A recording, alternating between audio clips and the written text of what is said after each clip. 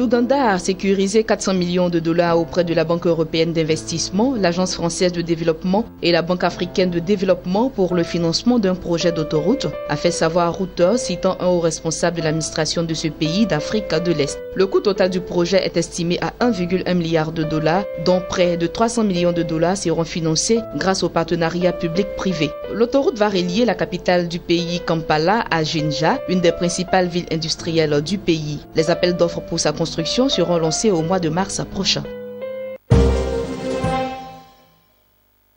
Le directeur général de l'économie Isaac Atamba a ouvert ce mardi 17 janvier 2017 à Yaoundé des assises relatives à la validation du manuel unique de procédure de contrôle des investissements publics. Selon Isaac Atamba, ce document de référence devra prendre en compte non seulement l'évaluation des réalisations physiques, mais également la pertinence et l'efficacité de la dépense publique en vue d'améliorer les conditions de vie des populations et l'environnement des affaires à travers des infrastructures de qualité. Les assises de Yaoundé interviennent dans un contexte où le budget d'investissement public de l'État est en progression constante depuis 2010. Pour l'exercice 2017 par exemple, la part allouée à l'investissement se chiffre à 1586,9 milliards de francs CFA, soit 36,7% du budget global de l'État. Ici, la priorité est accordée au secteur des infrastructures et de la production.